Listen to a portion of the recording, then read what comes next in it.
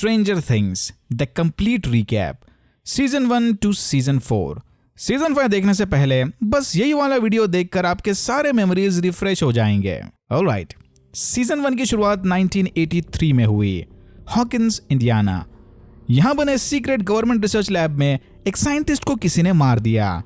उसी रात 12 साल का विल बायर्स अपने दोस्त डस्टिन, लूकस और माइक के साथ डंजन्स एंड ड्रैगन्स वाला गेम खेलकर साइकिल पर घर लौट रहा था। तभी किसी मॉन्स्टर ने विल को जंगल में खींच लिया। विल के अचानक से गायब होने के बाद उसकी mummy Joyce local police chief Jim Hopper के पास कंप्लेंट लिखाने चली गई। पहले सबको लगा कि ये बस एक नॉर्मल मिसिंग किड वाला सीन होगा, बट जल्द ही इन सब की जिंदगियां पूरी तरह से बदलने वाली थी। इसी दौरान हॉस्पिटल गाउन पहनी एक गंजी लड़की हॉकिंस के लोकल डाइनर में चली गई। ओनर ने इस लड़की का नाम वगैरह पूछा, बट इसने उसे अपने हाथ पर बना बस टैटू दिखाया, 11। कुछ देर बाद यहाँ गवर्नमेंट एजेंट्स लड़की को पकड़ने आ गए। एजेंट्स ने डाइनर के ओनर को मार दिया, बट वो लड़की अपने पावर्स यूज करके वहां से भाग गई। यानी इस लड़की के पास साइकिक टेलीकिनेटिक पावर्स थे, दिमाग से फिजिकल ऑब्जेक्ट्स को उड़ाना वगैरह। माइक, डस्टिन और लूकस जंगल में अपने दोस्त विल को ढूंढने चले गए। तभी उनकी मुलाकात इस लड़की से हुई। टैटू की वजह से इसका नाम 11 पड़ा।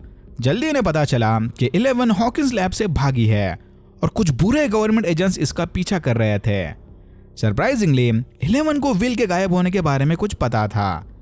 फिर 11 ने dungeons and dragons AKA D&D board को उल्टा करके इन्हें समझाया कि विल एक पैरेलल डार्क डायमेंशन में अटका हुआ है, जिसे 11 ने अपसाइड डाउन का नाम दिया। यह डायमेंशन हॉकिंस की पूरी कार्बन कॉपी थी, बट विदाउट ह्यूमंस। इस डायमेंशन में ढेर सारे मॉन्स्टर्स भरे हैं।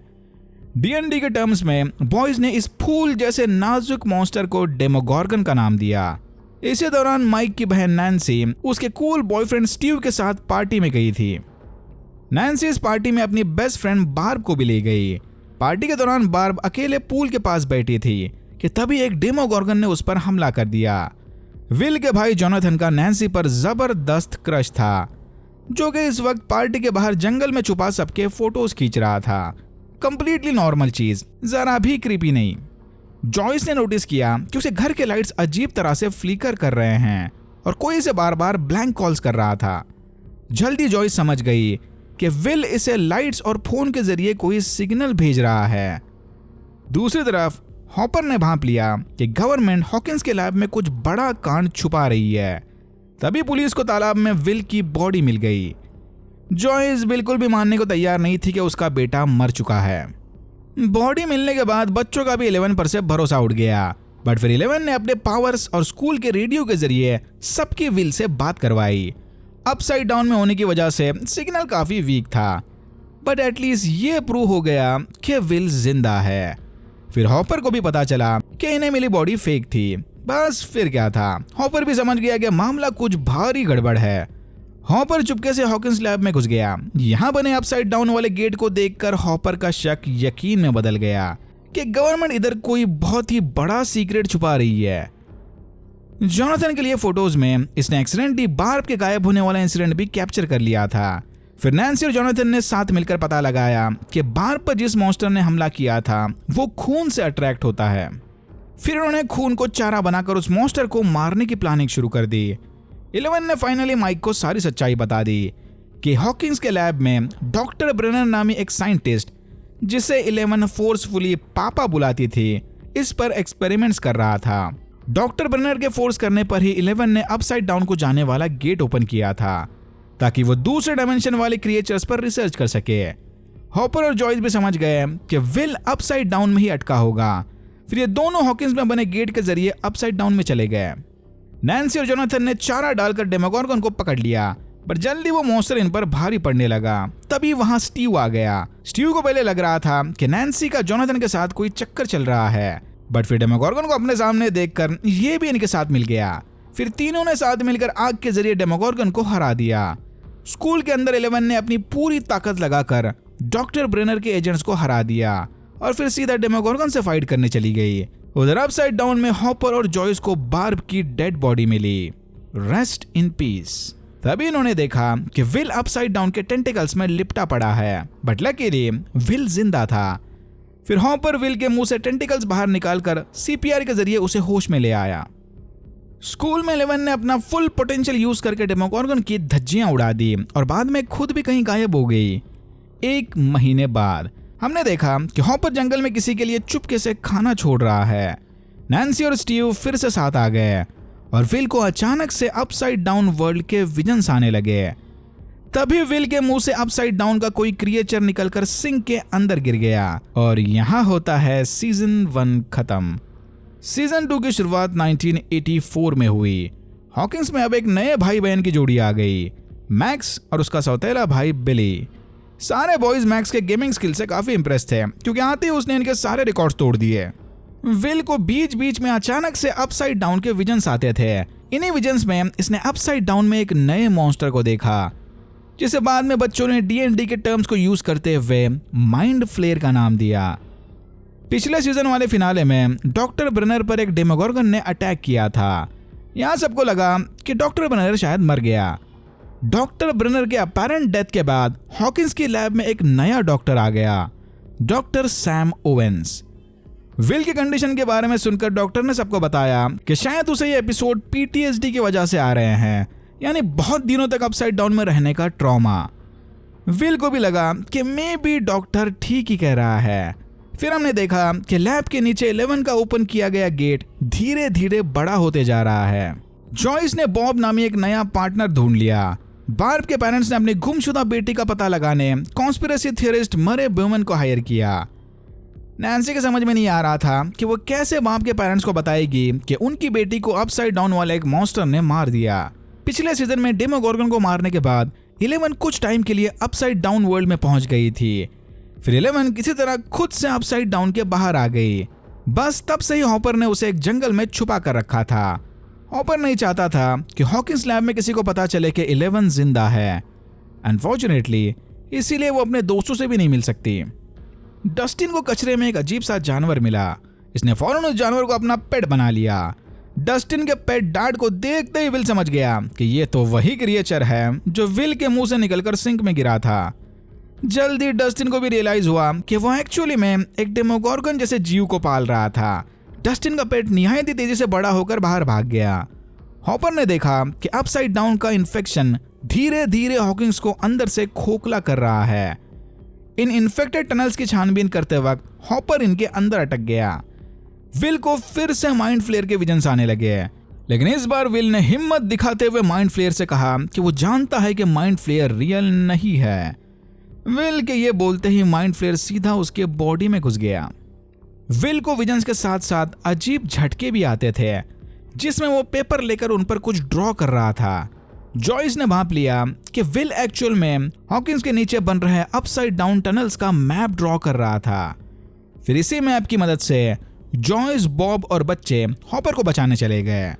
पर तभी इन्हें पता चला कि माइंड फ्लेयर के कंट्रोल में अब विल भी अपसाइड डाउन के हाइव माइंड का पार्ट बन गया। यानी अगर ये टनल्स को कोई नुकसान पहुंचाएंगे तो उसका दर्द सीधा विल को भी होगा। माइंड फ्लेयर विल की बॉडी को पपेट के साथ साथ एक खबरी की तरह भी यूज कर रहा है। यानी विल की मदद से उसे ऑलरेडी इनके सारे प्लान्स भी पता चल रहे थे। इसी दौरान 11 का एक साइड क्वेस्ट भी चल रहा था। 11 ने उसकी बायोलॉजिकल मदर टेरी आयुष को ढूंढ लिया, जिसे शॉक देकर डॉक्टर्स ने वेजिटेबल बना दिया था क्योंकि टेरी ने डॉक्टर ब्रेनर की कैद से 11 को छुड़ाने की कोशिश की थी। इसी साइड क्वेस्ट में 11 की मुलाकात एक और टेस्ट सब्जेक्ट से हुई, नंबर 8 AKA काली, जिसके पास इल्यूजन वाले पावर्स थे। 11 ने पहले सोचा कि वो भी काली की गैंग के साथ मिलकर गुंडागर्दी करेगी, पर जल्दी उसे रियलाइज हुआ कि उसकी असली लाइफ हॉकिंस में है। फिर वो फौरन वापस चली आई।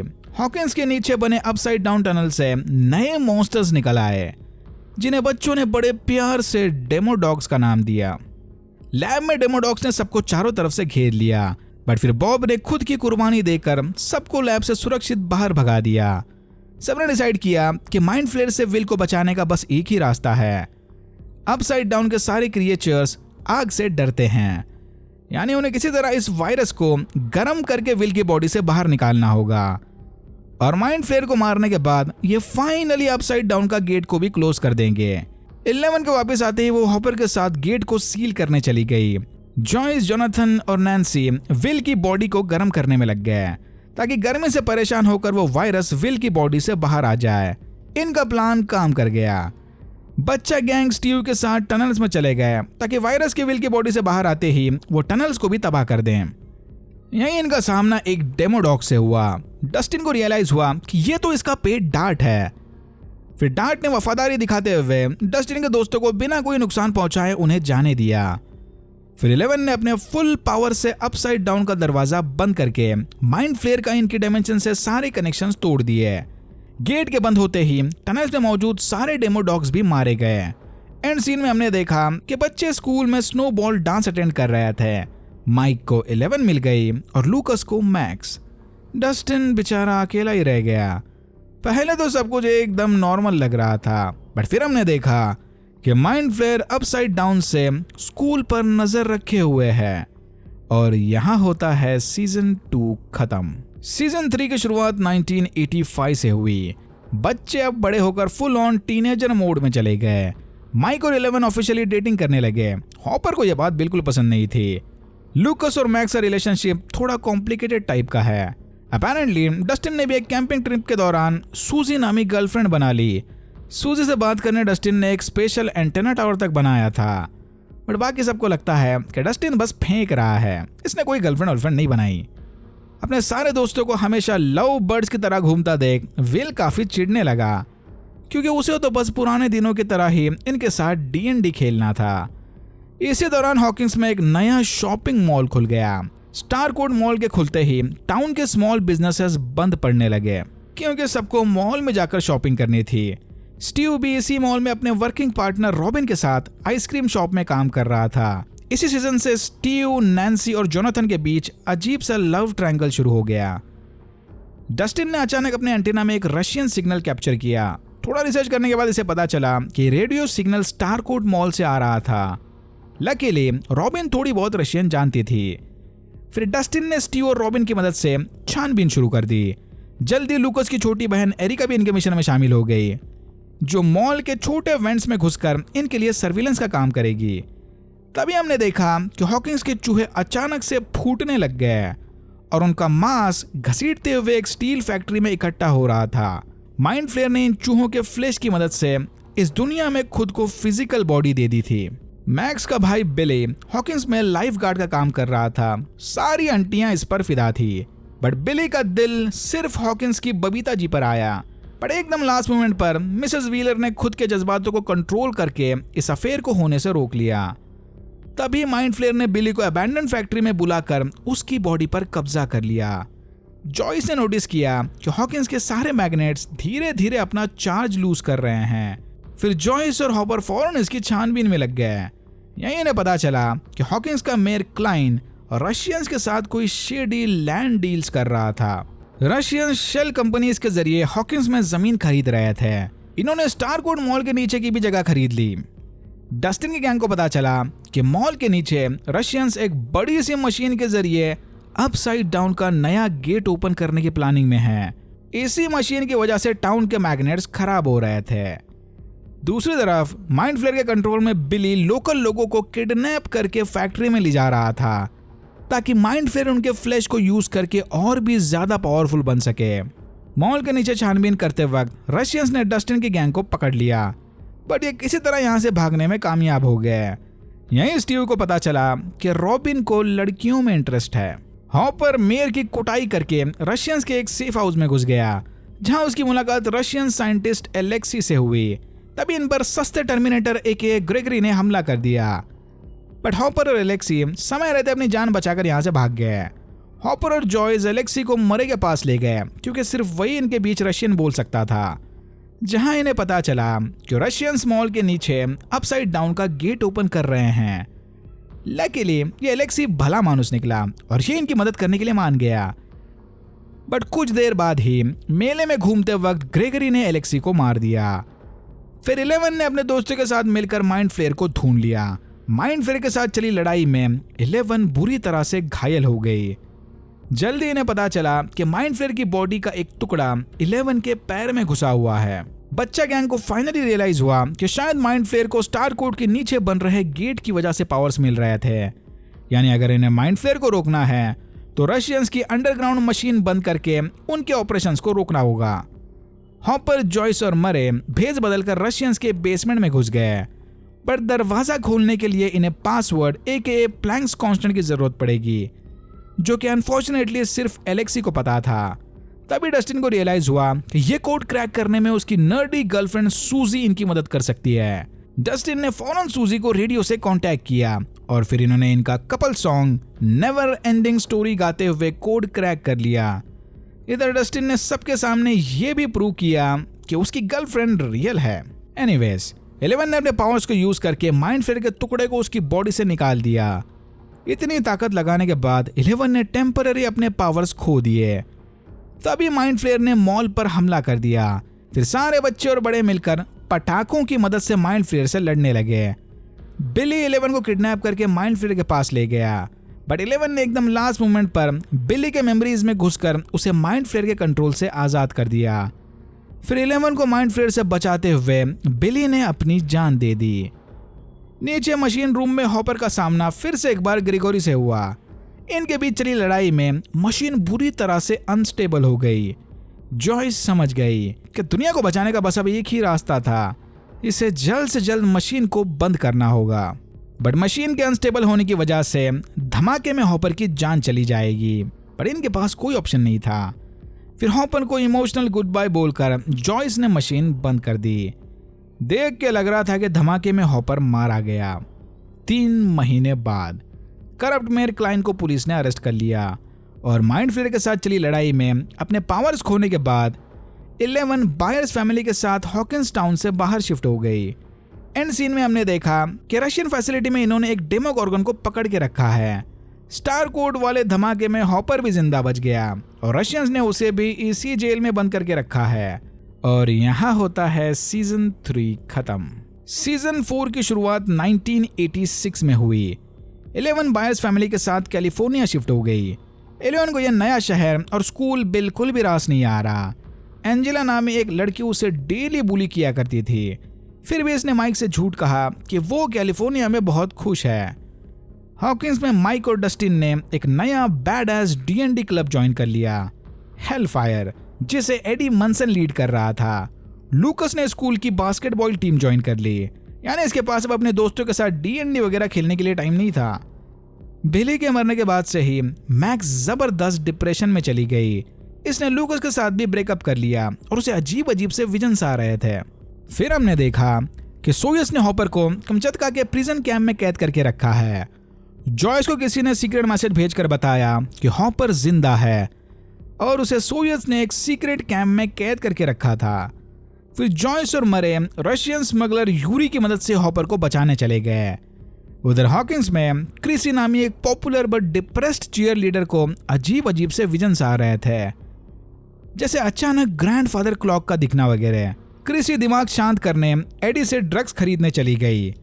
तभी अपसाइड डाउन के नए मॉन्स्टर AKA वेकना ने क्रिसी के दिमाग पर कंट्रोल करके उसे तोड़ मड़ोड़ कर मार दिया। फिर वेकना ने क्रिसी की फ्रैक्चर्ड बॉडी को वहीं एडी के ट्रेलर में छोड़ दिया। सबको लगा कि शायद ये मर्डर एडी ने किया होगा। लूकस का टीम मेंबर और क्रिसी के बॉयफ्रेंड जेसन ने टाउन में अफवाह फैलाई कि एडी के हेलफायर क्लब ने किसी शैतानी रिचुअल को पूरा करने क्रिसी की बलि चढ़ा दी। फिर डस्टिन, मैक्स और लूकस ने भांप लिया कि ये काम कोई ह्यूमन किलर का नहीं है। हॉकिंस में अब एक नया मॉन्स्टर आ गया। फिर अपने रिचुअल को फॉलो करते हुए D&D टर्म्स में बच्चों ने इस नए मॉन्स्टर को वेकना का नाम दिया। जल्द ही वेकना ने 2 और लोगों को अपना शिकार बनाया, एकदम सेम पैटर्न में, फ्रेड और पैट्रिक। वेकना ने पैट्रिक को जेसन और उसके दोस्तों के आंखों के सामने ही मार दिया। थोड़ा रिसर्च करने के बाद नैन्सी और रॉबिन को पता चला कि बिल्कुल इसी स्टाइल में 1950s के टाइम विक्टर क्रील की फैमिली भी मारी गई थी। विक्टर ने अथॉरिटीज को बताया था कि किसी डीमन ने उसकी फैमिली को तोड़ मरोड़ कर मार दिया था। मैक्स को रियलाइज हुआ कि उसके अजीब से विजन्स बिल्कुल वेकना के विक्टिम से मिलते जुलते हैं, यानी मैक्स समझ गई कि अगला नंबर इसका है। मैक्स फिर सबको गुड बाय लेटर लिखकर बिली के कब्र के पास जाकर बैठ गई और एज एक्सपेक्टेड कुछ ही देर बाद वेकना ने इस पर हमला कर दिया। इसी दौरान डस्टिन, लूकस और स्टीव ने पता लगाया कि म्यूजिक वेकना की कमजोरी है, यानी म्यूजिक के जरिए आप वेकना की पकड़ से बच सकते हो। फिर समय रहते इन्होंने भागते हुए जाकर मैक्स को ईयरफोन्स पहना दिए।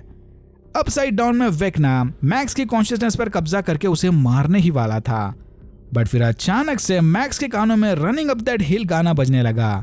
इस गाने ने मैक्स के गुड और पावरफुल मेमोरीज ट्रिगर कर दिए और मैक्स को साइड में एक ओपनिंग दिखने लगी। मैक्स भागते हुए इस दरवाजे से बाहर निकलने गई। बैकग्राउंड में अभी भी वो पावरफुल गाना बज रहा था। मैक्स की कॉन्शियसनेस फाइनली वेकना के चुंगल से छूट गई और वो उसके कर्ज से आजाद हो गई। उधर कैलिफोर्निया में एंजेला की हरकतों से तंग आकर 11 ने उसका मुंह फोड़ दिया। इस इंसिडेंट के बाद पुलिस ने 11 को अरेस्ट कर लिया। तभी डॉक्टर ओवेंस ने 11 को एक ऑफर दिया कि अगर वो इसके साथ नेवाडा चलती है तो ये उधर मौजूद लैब में एक्सपेरिमेंट्स करके 11 के पावर्स वापस ला सकते हैं। 11 फौरन मान गई, बट नेवाडा में बनी नीना लैब में पहुंचते 11 को पता चला कि डॉक्टर ब्रेनर जिंदा हैं। डॉक्टर ब्रेनर ने यहाँ एक टैंक सिस्टम बनाया था जिसकी मदद से वो 11 के पावर्स को वापस ला सकते हैं। नीना में चले एक्सपेरिमेंट्स के दौरान 11 को बचपन के फ्लैशबैक्स आने लगे। इन फ्लैशबैक सीन्स को देखकर पहले ऐसा लगा कि शायद 11 ने कंट्रोल खोकर बाकी सारे टेस्ट सब्जेक्ट्स का मास मर्डर कर दिया। हॉकिंस के लैब में रहते हुए 11 इस केयर टेकर की अच्छी दोस्त बन गई थी। फिर हमें पता चला कि ये बंदा हेनरी क्रील है, यानी विक्टर क्रील का बेटा और डॉक्टर ब्रेनर का पहला टेस्ट सब्जेक्ट नंबर 1। हेनरी के पास बचपन से ही सुपर पावर्स थे। इसी ने खुद अपने फैमिली को मारा था। यह देखकर डॉक्टर ब्रेनर उसे अपने साथ ले गए और हेनरी पर इसने बरसों तक एक्सपेरिमेंट्स किए। फिर हेनरी ने 11 को पट्टी पढ़ाकर उसकी बॉडी में लगी कंट्रोल चिप निकाल दी। कंट्रोल चिप के निकलते ही हेनरी ने 11 को अपना असली शैतानी रूप दिखाया। हेनरी ने लैब के सारे टेस्ट सब्जेक्ट्स को मार दिया और 11 को ऑफर दिया कि वो साथ मिलकर दुनिया पर राज करेंगे, बट 11 ने उसका ऑफर ठुकरा दिया और पूरी ताकत लगाकर हेनरी को इस दुनिया से अपसाइड डाउन में भेज दिया। इसी प्रोसेस के दौरान हेनरी की बॉडी ट्रांसफॉर्म होकर वेकना में बदल गई। अपसाइड डाउन में आते ही वेकना ने माइंड फ्लेयर और यहाँ के बाकी क्रिएचर्स को अपने कंट्रोल में ले लिया। मिलिट्री को लगा कि हॉकिंस के मर्डर के पीछे 11 का हाथ था, तो वो उसे पकड़ने नीना फैसिलिटी पहुंच गए। ब्रेनर 11 को अपने साथ बंदी बनाकर वहां से भागने वाला था, बट एक स्नाइपर ने उसे मार गिराया। एक्सपेरिमेंट्स के बाद 11 के पावर्स वापस आ गए। फिर अपने पावर्स की मदद से 11 ने मिलिट्री हेलीकॉप्टर क्रैश कर दिया और माइक, विल, जोनाथन के पिज्जा डिलीवरी फ्रेंड आर्गाइल की मदद से उधर से भाग गई। हॉकिंस गैंग को पता चला कि हेनरी ही वेकना है, जो अपने हर एक विक्टिम को मारने के बाद क्राइम सीन पर एक गेट ओपन करता है। वेकना ऑलरेडी 3 गेट्स ओपन कर चुका है, बस एक और गेट के ओपन होते ही वेकना हॉकिंस को पूरी तरह अपसाइड डाउन से कनेक्ट कर देगा। मैक्स ने डिसाइड किया कि वो खुद चारा बनकर वेकना को हराने में इनकी मदद करेगी। फिर ये लूकस और एरिका के साथ हेनरी क्रील के घर चले गए, जहां ये मैक्स के जरिए जाल बिछाकर वेकना को बुलाएंगे। इसी दौरान अपसाइड डाउन वाले क्रील हाउस में जाकर नैन्सी, स्टीव और रॉबिन वेकना की फिजिकल बॉडी को जला देंगे। ये लोग वेकना के ही बनाए गेट से अपसाइड डाउन में चले गए, बट कुछ चमगादड़ क्रील हाउस की रक्षा कर रहे थे। डस्टिन और एडी म्यूजिक के जरिए इन बैट्स का ध्यान खींचेंगे और इसी डिस्ट्रैक्शन का फायदा उठाकर 11 पिज्जा शॉप में मेकशिफ्ट आइसोलेशन टैंक बनाकर मैक्स के कॉन्शियसनेस में घुसेगी ताकि वो वेकना से लड़ सके। दूसरी तरफ रशिया में यूरी ने जॉयस को धोखा दे दिया, बट फिर भी मरे की मदद से इसने हॉपर को छुड़ा लिया। प्रिजन कैंप से भागने से पहले हॉपर, जॉयस और मरे ने वहां कैद सारे अपसाइड डाउन क्रिएचर्स को मार दिया, जिससे हाई माइंड और भी ज्यादा कमजोर हो गया। इनका प्लान ऑलमोस्ट काम कर गया था, बट बैंड्स को डिस्ट्रैक्ट करते वक्त डस्टिन को बचाने एडी ने अपनी कुर्बानी दे दी। मैक्स के दिमाग में चली लड़ाई में वेकना 11 पर भारी पड़ने लगा और उसने 11 की आंखों के सामने मैक्स की हड्डियां तोड़कर उसे मार दिया। 11 को हारता देखकर माइक ने कन्फेस किया कि वो उससे सच्चा प्यार करता है। ये सुनते ही 11 के अंदर डबल एनर्जी आ गई और वो वेकना को जबरदस्त टक्कर देने लगी। अपसाइड डाउन वाले क्रील हाउस में स्टीव, नैन्सी और रॉबिन ने वेकना की फिजिकल बॉडी को आग लगा दी। वेकना जलते हुए जाकर खिड़की से नीचे गिर गया। बाहर जाकर इन्होंने देखा कि वेकना की बॉडी गायब थी। मैक्स को लुकस की बाहों में मरा देख 11 ने अपनी पूरी ताकत लगाकर उसके हार्ट को रीस्टार्ट कर दिया। मैक्स जिंदा तो हो गई, बट फिजिकल इंजरीज की वजह से वो कोमा में थी। 11 के बहुत कोशिश करने के बावजूद भी वो मैक्स के कॉन्शियसनेस को नहीं ढूंढ पाई। यानी मैक्स की कॉन्शियसनेस या तो कहीं कैद है या कहीं अटक गई। टेक्निकली मैक्स 1 मिनट के लिए मर गई थी, जो कि वेकना के चौथे गेट को ओपन करने के लिए काफी था। चौथे गेट के ओपन होते ही हॉकिंस और अपसाइड डाउन के बीच एक बड़ी सी दरार बन गई। इस अर्थक्वेक में जेसन मारा गया। इस हादसे के 2 दिन बाद हॉपर और जॉयस भी रशिया से वापस आ गए। हॉपर को जिंदा देखकर 11 काफी खुश थे। बायर्स फैमिली भी ऑफिशियली वापस हॉकिंस में शिफ्ट हो गए। एंड सीन में हमने देखा कि 11 की गैंग फील्ड में खड़ी अपसाइड डाउन के टीयर को देख रही थी। विल ने सेंस किया कि वेकना अब भी जिंदा है और यहाँ होता है सीजन 4 खत्म। इसी सीजन में हमें यह भी पता चला कि विल भी होमोसेक्सुअल है और उसका माइक पर जबरदस्त क्रश था। वेकना शायद अगले सीजन में इसी चीज को यूज करके दोस्तों के बीच दरार लाने की कोशिश करेगा। Alright, that's it for now. अगर आपको वीडियो अच्छा लगा तो please like, share and subscribe for more videos like this. मैंने ऐसे और भी वीडियोस बनाए जिनके लिंक्स आपको डिस्क्रिप्शन बॉक्स में मिल जाएंगे। Thank you very much for watching and I'm hoping to see you in my next one.